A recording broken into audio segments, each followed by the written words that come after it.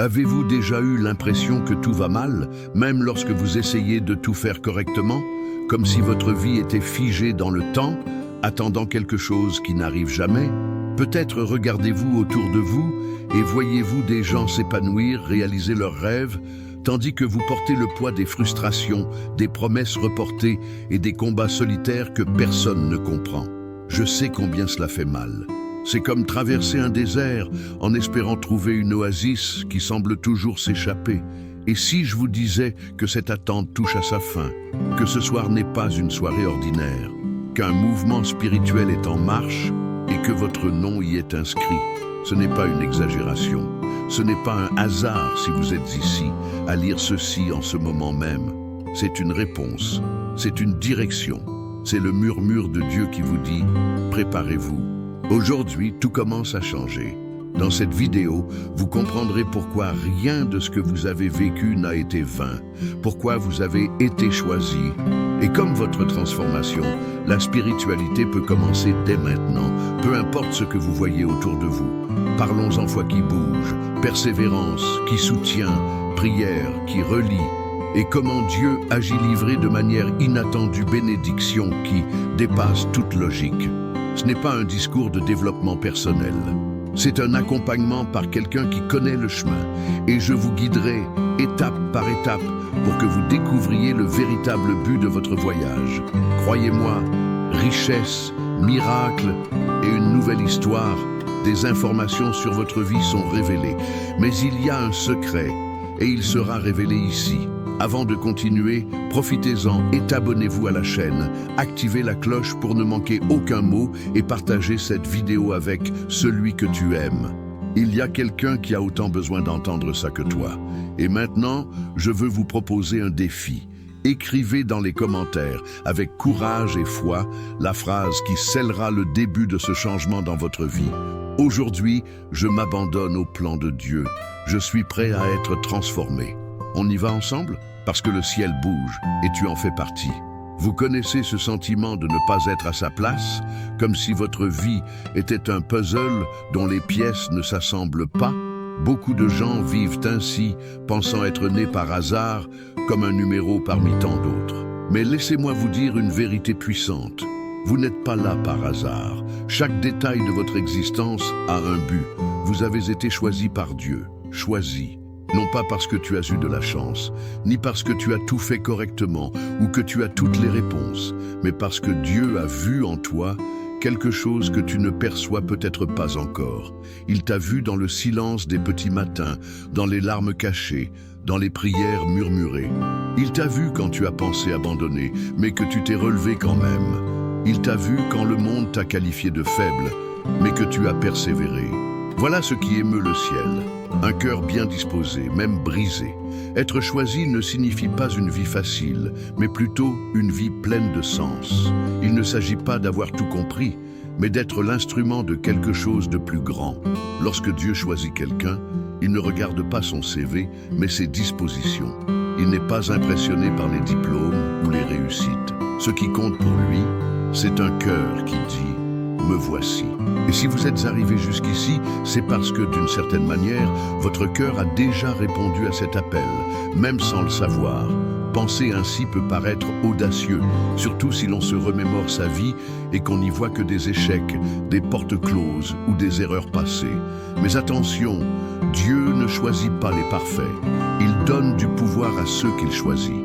La Bible regorge de personnes ordinaires qui ont été élevées à des choses extraordinaires.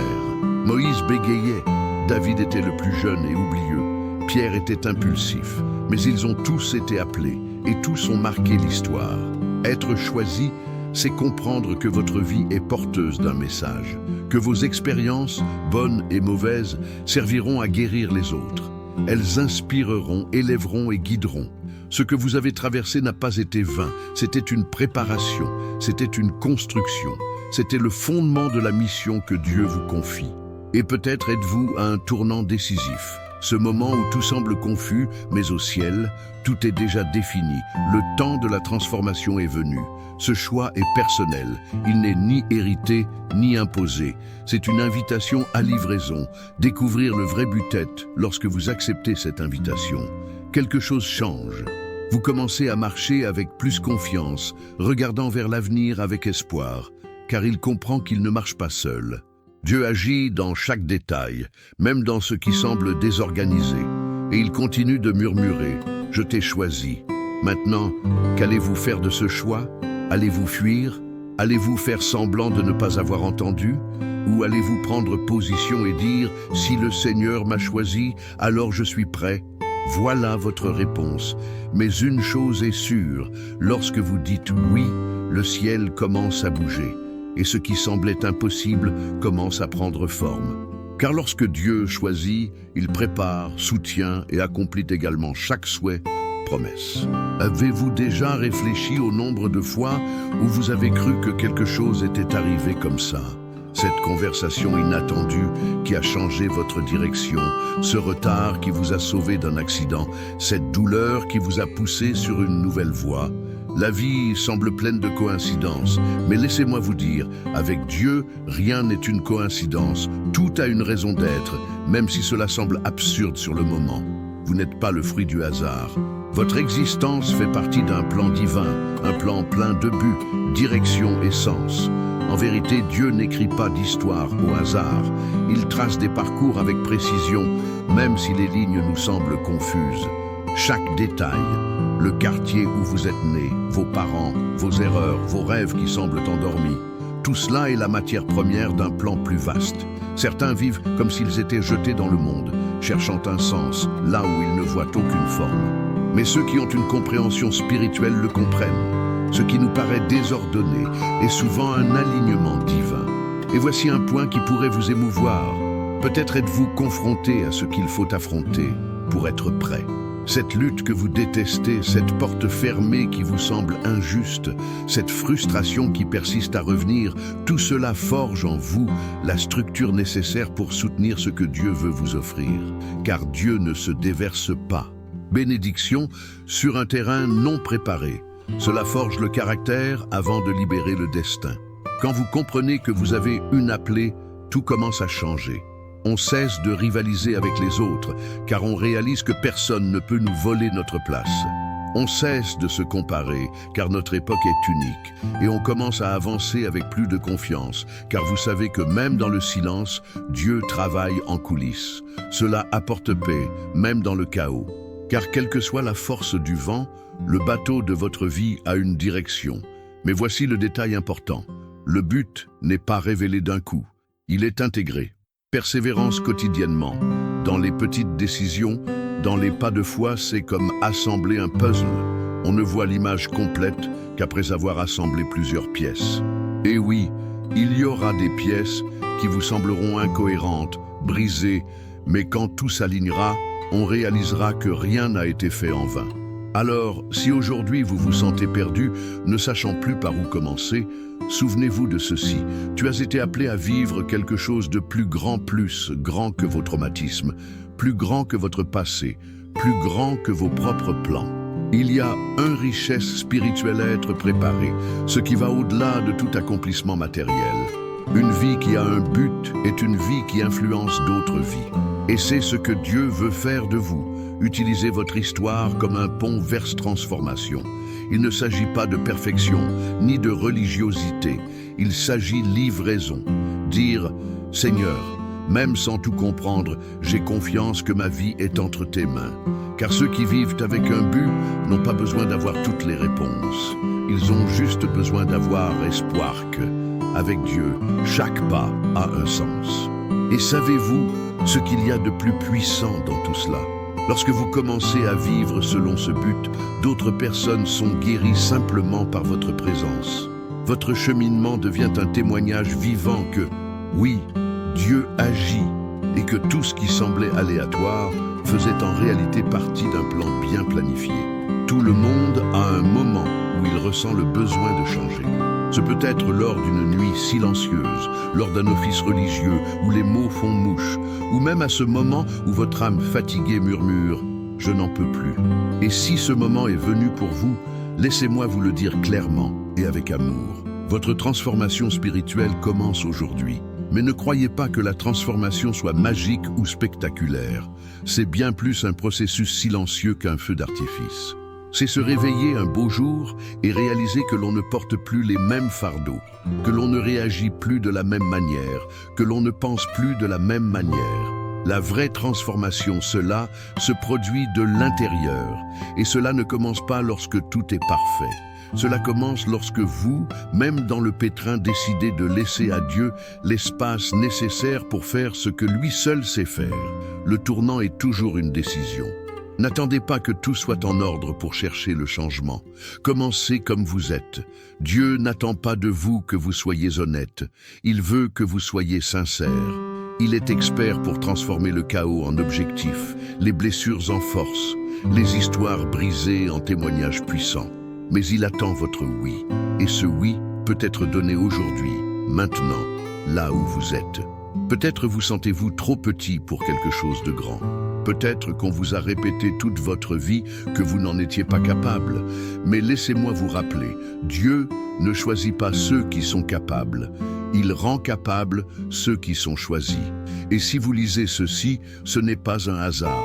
Vous êtes appelés transformation spirituelle. Cela commence lorsque nous cessons d'essayer de tout contrôler et disons simplement « Seigneur, prends la barre ». C'est livraison. C'est faire confiance même sans voir. Ce processus, oui, implique persévérance. Il y aura des jours où vous vous sentirez au sommet, plein de foi, prêt à changer le monde. Et il y aura des jours où tout ce que vous pourrez dire sera « Seigneur, aide-moi ». Et c'est normal. Dieu n'est pas impressionné par vos performances, il se connecte à vous. Vrai, l'important est de ne pas s'arrêter. Il faut persévérer même par temps nuageux, car c'est alors que la foi s'enracine plus profondément. Et voyez, ce n'est pas un chemin solitaire. Partout dans le monde, des milliers de personnes en sont exactement au même point, lassées du superficiel, assoiffées des spiritualités vivantes, transformateurs, réelles. La bonne nouvelle, Dieu est disponible.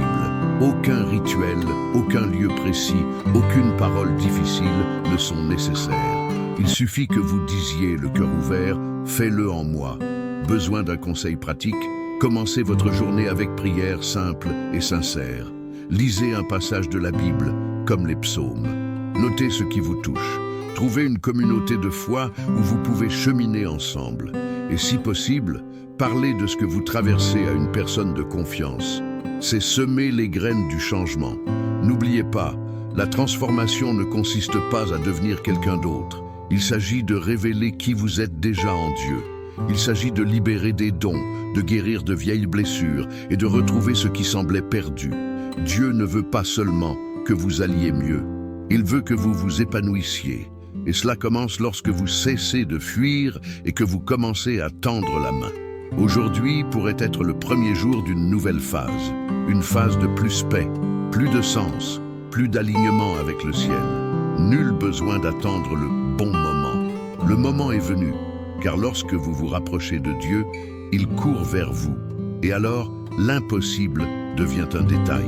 S'il y a un mot qui a plus de pouvoir qu'il n'y paraît, c'est bien celui-ci. Foi bref, simple, mais capable de déplacer des montagnes. Et ce n'est pas qu'une jolie métaphore, non. Quiconque a traversé une vallée sombre avec un cœur plein de confiance sait de quoi je parle. La foi est ce qui vous permet de vous relever quand tout vous dit de rester en bas. C'est la conviction qui vous soutient quand vos yeux ne voient aucune issue, mais que votre esprit sait que quelque chose de plus grand est en train de se produire. La foi, vraiment, est la clé qui ouvre la porte à miracle. Mais cette clé ne vous est pas offerte sur un plateau d'argent. Elle se construit, souvent au milieu de la perte, de la douleur et de prières apparemment sans réponse. Car la foi n'est pas une émotion, c'est un choix. C'est regarder l'impossible et dire « cela arrivera parce que Dieu l'a promis ». C'est continuer à marcher, même lorsque le sol semble s'effondrer. Et laissez-moi vous dire, quiconque décide de vivre ainsi vit dans le surnaturel. Peut-être attendez-vous un signe du ciel, quelque chose de grandiose, une voix audible vous indiquant quoi faire. Mais la foi commence dans les petites choses, dans la décision de ne pas abandonner aujourd'hui, dans le courage de recommencer, dans la prière dite avec larmes, mais pleine d'espoir. La foi est action, c'est pratique, c'est attitude. Il ne s'agit pas de sentiment, mais de croire, même lorsque le sentiment dit le contraire. Soyons honnêtes, il est facile d'avoir foi quand tout va bien, quand votre salaire est régulier, votre santé stable, votre famille en paix. Mais qu'en est-il quand tout semble s'écrouler, quand les factures arrivent, que les diagnostics sont effrayants et que votre cœur est serré d'anxiété? C'est là que la vraie foi se révèle. C'est à ce moment-là que vous voyez si vous vous contentez de répéter des belles paroles ou si vous y croyez vraiment. Dieu agit, même dans le chaos. Et comprenez bien ceci, les miracles ne sont pas des événements aléatoires. Ce sont des réponses divines au cœur croyant. La Bible regorge d'histoires comme celle-ci. Des aveugles qui ont recouvré la vue, des boiteux qui ont marché, des morts qui ont repris vie. Mais ils avaient tous un point commun, la foi. Et pas une foi parfaite, mais une foi assez courageuse pour tenter, pour tendre la main, pour croire que si je touche simplement son vêtement, je serai guéri. Ceci est valable pour vous. Ce domaine de votre vie qui semble bloqué, stérile, enlisé, pourrait bien être le théâtre de votre prochain miracle. Mais cela nécessitera une prise de position. Il vous faudra cesser d'écouter le doute et commencer à affirmer votre foi, point confiance. Que vous vous nourrissiez de la parole, que vous vous entourez de ceux qui vous rapprochent de Dieu, que vous choisissiez de croire. Même lorsque vous tremblez, envie d'un exercice, commencez à faire des promesses pour votre vie chaque jour. Prenez des versets comme « Tout est possible à celui qui croit » et récitez-les à voix haute. Ce n'est pas du mysticisme. Il s'agit d'aligner votre esprit sur la vérité. Car le monde criera le contraire, mais vous êtes appelés à vivre par la foi, non par la vue. Il ne s'agit pas d'une positivité vide de sens. Il s'agit de s'ancrer à quelque chose de solide quand tout le reste est instable. La foi ne vous sauve pas des tempêtes, elle vous soutient à travers elles. Et elle vous mène là où miracle se produit, la rencontre entre l'impossible humain et la puissance surnaturelle de Dieu. Alors, si vous avez besoin de voir quelque chose se produire, commencez par l'intérieur. Nourrissez votre foi comme vous arrosez une graine. Et attendez, car Dieu ne faillit jamais. Et lorsqu'il trouve un cœur rempli de foi, il peut transformer n'importe quel scénario, même ceux qui semblaient condamnés à l'échec. Imaginez quelqu'un recevant un cadeau précieux, rare et inestimable, mais avec les mains sales, sans précaution, sans préparation. Cela paraît absurde, non? Mais c'est exactement comme ça que vivent beaucoup de gens, dans l'attente, bénédiction, des géants sans préparation spirituelle à les accueillir. La vérité est que Dieu, dans son infinie sagesse, ne libère pas ce qui peut nous écraser. Il ne le délivre que lorsqu'il sait que nous avons la structure pour le supporter. Par conséquent, préparation spirituelle, ce n'est pas du luxe, c'est basique. Beaucoup de gens veulent prospérité, ils veulent miracle, veulent être utilisés par Dieu. Mais oubliez que la première étape n'est pas de fuir, mais de défricher le terrain. Comment planter quelque chose de nouveau dans un pays rempli de déchets émotionnels, de blessures non résolues et d'un orgueil intact? C'est impossible. Dieu travaille avec un sol fertile. Et ce sol, c'est votre cœur. S'il est endurci, plein de ressentiments, dominé par de vieilles blessures, peu importe combien de fois vous priez, la croissance sera limitée. La préparation spirituelle exige du courage. Le courage d'affronter ces ombres, ces traumatismes, les zones d'ombre que l'on dissimule. Il est temps de pardon, même pour ceux qui ne le méritent pas, car celui qui se libère le plus, c'est vous. Il est temps de prière, pas celle apprise par cœur, mais celle qui vient de l'intérieur, entre les larmes, dans la circulation, sous la douche, avec des mots simples et sincères. Il est temps de abandon de contrôle, d'arrêter de dire « à ma façon » et de commencer à dire « que ta volonté soit faite ». Et voici un point que beaucoup de gens négligent, la discipline spirituelle. Oui, c'est beau de ressentir Dieu, de pleurer en sa présence, d'être ému de louanges. Mais la véritable croissance se produit en coulisses. C'est quand on se réveille et qu'on choisit de prier, même si on n'en a pas envie. Quand on ouvre la Bible, même si l'esprit est fatigué. Quand on décide de jeûner, de servir, de chercher. non pas par envie, mais parce qu'on sait qu'on en a besoin. C'est ça, persévérance, c'est un engagement. Et Dieu honore ce type d'attitude. Vous voulez un exemple concret? Commencez par consacrer 10 minutes de votre journée à être avec Dieu. Juste vous et lui. Parlez, écoutez, écrivez ce que vous ressentez. Vous pouvez utiliser un livre de dévotion, Pain quotidien, Source dans le désert, ou même des applications comme YouVersion. Prenez l'habitude, parce que spiritualité, cela se cultive, ce n'est pas improvisé. Et plus on s'en approche, plus on comprend clairement ce qui doit changer en soi. N'attendez pas que le ciel s'ouvre pour commencer à vous préparer. Commencez par le terrain réel, là où se trouvent vos difficultés quotidiennes. Car c'est là que Dieu agit le plus. Il ne recherche pas la perfection, mais la bonne volonté. Et un cœur bien disposé, même imparfait, lui suffit pour entreprendre une œuvre complète. Un autre point important est sagesse, savoir, discerner le temps, la saison, ce qui doit être fait maintenant et ce qui doit attendre. Et cela ne peut se faire que par l'intimité avec Dieu. Il ne veut pas seulement vous bénir. Il veut que vous sachiez quoi faire de cette bénédiction. Avez-vous déjà pensé à recevoir quelque chose d'énorme sans préparation? Cela peut devenir un fardeau. Mais lorsque vous êtes prêt, ce qui vient devient léger, fructueux et transformateur.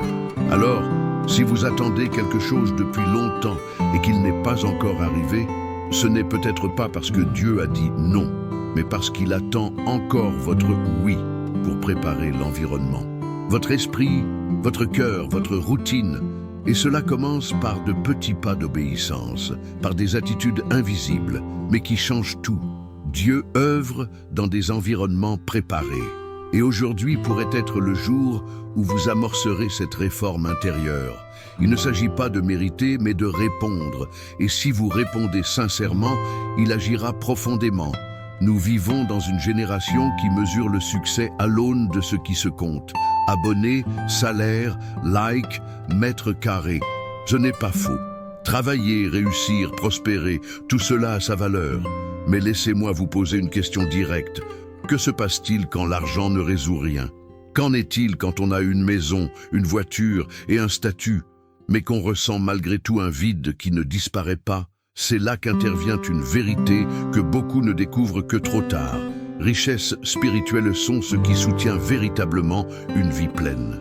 La quête effrénée de l'avoir, sans considérer l'être, est un piège. Dieu n'y est pas opposé. Prospérité matérielle. En fait, il possède l'or et l'argent. Mais il ne veut pas vous donner quelque chose qui vous volerait votre âme. Il veut vous voir riche en paix, de sagesse, de amour, volontairement. Il veut que vous ayez de quoi vivre dignement. Oui, mais bien plus encore, il veut que votre vie ait du sens. Il y a des gens qui ont tout à l'extérieur, mais qui sont brisés à l'intérieur. Ils dorment sur des oreillers de plumes, mais pleurent en silence. Et savez-vous pourquoi? Parce qu'ils n'ont jamais appris à équilibrer l'éternel et l'éphémère.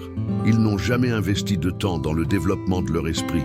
Ils n'ont jamais cultivé la spiritualité en priorité. Résultat, ils courent toujours après le vent.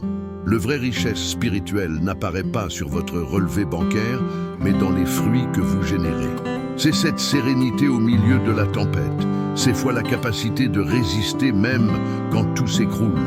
C'est de pardonner, de se relever, d'inspirer quelqu'un par sa seule façon de vivre. Voilà la véritable prospérité. Celle que personne ne peut voler, que la crise ne consume pas, que le temps ne corrode pas. Jésus a dit, « Cherchez d'abord le royaume et la justice de Dieu, et toutes ces choses vous seront données par-dessus. » Remarquez l'ordre. D'abord, le royaume. D'abord, le moi intérieur. D'abord, l'alignement avec le ciel. Puis vient le reste. Mais il y a des gens qui font l'inverse. Ils recherchent le repos et remettent l'essentiel à plus tard. Il en résulte alors une vie pleine de réussite, mais sans essence. Et cela a beaucoup à voir avec confiance. Quand vous avez confiance que Dieu prend soin de vous, vous cessez de courir après tout comme si tout dépendait de vous. Vous travaillez, rêvez, plantez, mais en paix. Parce que vous comprenez que ce qui vient de lui ne vous accable pas, mais vous soutient. Et que parfois, il vous retient un peu pour que vous ne perdiez pas le fil. Besoin d'un conseil direct? Investissez dans l'invisible. Lisez la Bible plus que votre compte en banque. Parlez à Dieu plus qu'à vos peurs. Célébrez ce qui est dans votre cœur plus que ce qui est sur votre étagère. Ce n'est pas de l'aliénation, c'est de l'intelligence spirituelle. Et c'est cette intelligence qui vous maintiendra stable lorsque tout ce qui est visible vacillera. Alors, si aujourd'hui vous avez l'impression qu'il vous manque quelque chose, même si vous avez tout, ce n'est peut-être pas quelque chose qui vous manque, mais quelqu'un. Il est peut-être temps de rechercher davantage ce qui comble l'âme, de remettre Dieu au centre, car lorsque c'est lui qui est au centre, tout autour prend sa place. Et ce qui est matériel trouve sa véritable place, un outil et non un trône.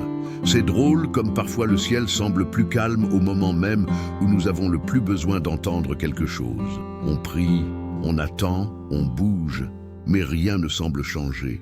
Pire encore, tout empire.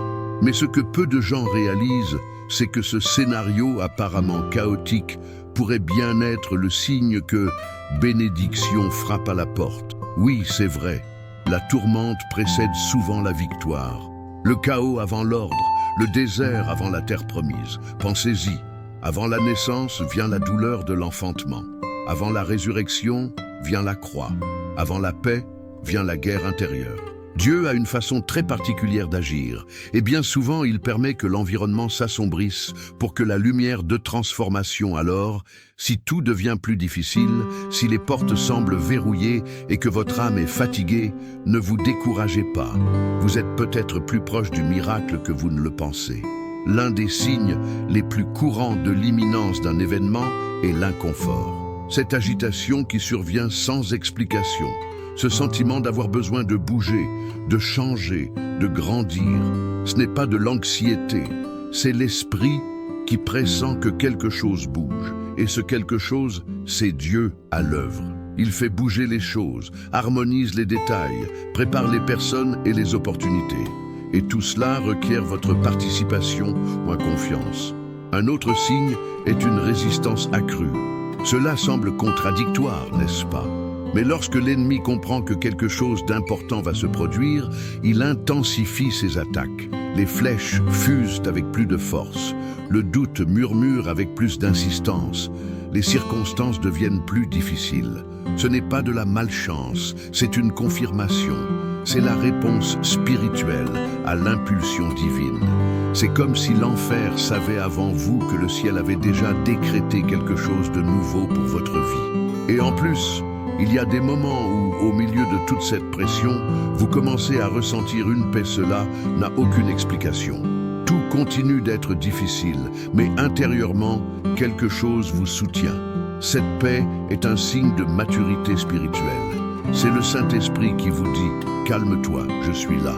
C'est la préparation intérieure à recevoir ce que vous attendez. Car la bénédiction qui vient de Dieu exige une structure émotionnelle. Et il s'en occupe avant de vous la transmettre. Vous voulez un exemple biblique ? Joseph a connu le rejet, la calomnie et l'emprisonnement. Mais le ciel n'est jamais resté silencieux. Dieu préparait tout. Le moment venu, tout a basculé en un jour. Et Joseph a compris. Le chaos qu'il avait vécu était en fait le chemin vers l'accomplissement du dessein qui l'attendait. Et dans votre vie, c'est pareil. Si vous avez traversé des crises profondes, des relations ébranlées, des portes qui se ferment de manière inexplicable, ou même un changement de direction inattendu, cela peut être un signe que promesses accomplies. Ne fuyez pas ces moments. Affrontez-les avec foi, car ils sont la preuve que vous êtes en train d'être façonné pour quelque chose de plus grand. Autre chose importante, soyez attentifs aux opportunités qui surgissent de nulle part. Invitations, connexions, idées. Dieu utilise les gens et les situations pour susciter la nouveauté. Mais pour l'apercevoir, il faut être sensible. Et cette sensibilité vient de prière, d'intimité avec le Père. C'est cela qui affine votre discernement et vous empêche de saboter votre propre bénédiction par peur ou par précipitation. Alors, si tout semble déplacé, soyez reconnaissants, car Dieu organise les choses en coulisses. Si le ciel est silencieux, croyez-moi, c'est parce que sa plume écrit. Et si le chemin est devenu plus étroit, c'est parce que vous êtes plus proche de votre destination. Il y a une partie du processus avec Dieu qui est peut-être la plus difficile pour beaucoup de gens, abandonner le contrôle. Nous aimons savoir ce qui vient ensuite, garantir des résultats, tracer des chemins sûrs. Mais avec Dieu, la carte ne précède pas toujours le voyage. Il vous appelle à marcher et seulement ensuite, il vous montre le chemin. Et c'est là que réside le plus grand défi de la vie spirituelle. Reddition totale. S'abandonner véritablement à Dieu, c'est bien plus que réciter de belles prières. C'est dire oui, même quand on ne comprend pas. C'est persévérer même quand ça fait mal. C'est croire qu'il est à l'œuvre, même quand tout semble au point mort. Confiance, on ne le teste pas quand tout va bien. C'est dans le chaos qu'il révèle sa force. Et l'abandon n'est authentique que lorsque l'on renonce à sa volonté pour embrasser la sienne. Et soyons honnêtes, c'est effrayant, parce que nous aimons avoir le volant entre les mains. Nous aimons l'illusion de tout contrôler. Mais la vérité, c'est que la plupart des événements de la vie se déroulent hors de notre contrôle. Et lutter contre cela ne fait qu'engendrer anxiété, fatigue et frustration. La paix vient quand on lâche prise. Quand on dit « Seigneur, je ne comprends pas, mais j'ai confiance. Guide-moi ». Cet abandon n'est pas un acte ponctuel, c'est un choix quotidien. Chaque jour, vous devrez choisir entre réagir à votre façon ou faire confiance à Dieu. Entre résoudre les problèmes par vos propres forces ou attendre avec vos propres forces, ma foi est cette lutte, parfois est intérieure. Le cœur veut croire, mais l'esprit crie au doute. Et c'est normal, Dieu n'a pas peur de vos conflits. Il espère simplement que même au milieu des interrogations, vous le choisirez quand même. Vous connaissez cette relation qui ne coule pas, cette porte qui ne s'ouvre pas, cette réponse qui ne vient pas. Peut-être que Dieu attend simplement que vous lâchiez prise, car si vous insistez pour tout contrôler, lui, vous respecte. Il ne vous impose rien. Il attend votre « fais comme tu veux, Père ». C'est dans cet abandon que Transformation Saint arrive. Vous voulez un exemple concret? Vous souvenez-vous d'Abraham? Dieu lui demanda le fils qu'il attendait depuis des années. Une requête totalement dénuée de toute logique humaine. Mais Abraham gravit la montagne et prit le garçon. Il aimait tellement Dieu qu'il lui fit davantage confiance, promesse qu'en possession. Et lorsqu'il leva la main, Dieu dit « Maintenant je sais que tu me crains ». Et il lui rendit non seulement son fils, mais aussi une lignée éternelle. Voilà le pouvoir de l'abandon. Et c'est dans cet endroit que vous trouvez quelque chose que le monde ne peut pas offrir. Paix, c'est vrai. Car lorsque Dieu est aux commandes, le cœur se repose. Non pas parce que tout est résolu, mais parce qu'on sait que tout est entre de bonnes mains. Espoir renaît. La peur diminue, l'âme respire. Mais attention, se rendre n'est pas abandonner. Ce n'est pas de la passivité. C'est agir avec obéissance, sans anxiété. C'est travailler, rêver, planifier, mais en sachant qu'en fin de compte, c'est lui qui commande. C'est faire sa part, mais laisser le résultat au ciel. Et cela change tout. Cela change votre façon de gérer les échecs, d'interpréter les retards, de vous positionner face aux refus. Si vous avez l'impression de perdre le contrôle de tout, c'est peut-être l'invitation de Dieu. Laissez-moi m'en occuper. Et quand il s'en occupe, il bénir, il prospère. Cela vous mène sur des chemins que vous n'auriez jamais imaginés. Ce qui semblait être une fin se révèle être un début. Ce qui semblait être une perte se transforme en délivrance. Aujourd'hui, vous avez le choix. Vous pouvez continuer à essayer de faire les choses à votre façon ou choisir de vous reposer sur la voie de Dieu. S'abandonner n'est pas une faiblesse, c'est l'acte ultime du courage spirituel. Et croyez-moi, quand vous le faites, le ciel s'anime d'une manière puissante. Beaucoup pensent que prier est un acte religieux, une routine qui doit obéir à des règles, des postures et des mots corrects. Mais la vérité est que prière, ce n'est pas un rituel, c'est une relation, c'est une conversation. C'est le canal le plus direct entre vous et Dieu. Nul besoin d'un cadre parfait, ni de phrases sophistiquées, il faut de la sincérité, une âme nue, un cœur bien disposé. Parce qu'une prière puissante, ce n'est pas le volume de la voix qui est mesuré, mais la profondeur de la voix. Il y a des jours où tout ce qu'on peut dire, c'est « Seigneur, aide-moi ». Et c'est suffisant. Il comprend ce qui n'est pas dit. Il écoute les silences. Il traduit les larmes. Le Père ne recherche pas un vocabulaire mémorisé, mais un cœur qui l'appelle. Et quand vous l'appelez, il répond. Même si la réponse n'arrive pas au moment ou sous la forme que vous attendez, soyez-en sûrs. Dieu agit. La prière transforme.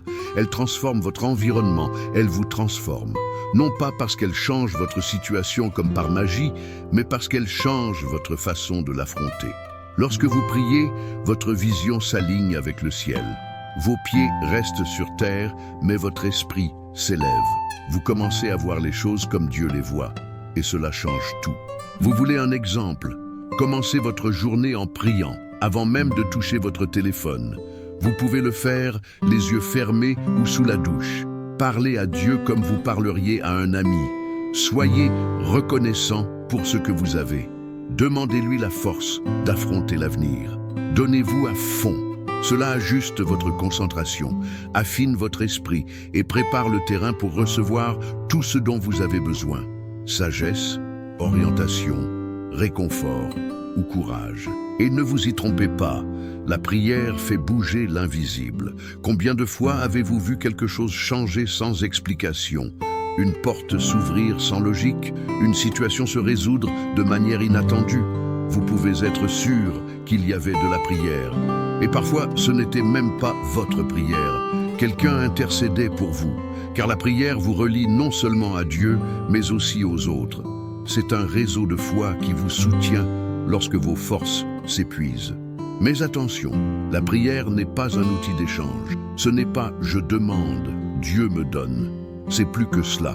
C'est un moment où vous pouvez aussi écouter. Oui, Dieu parle.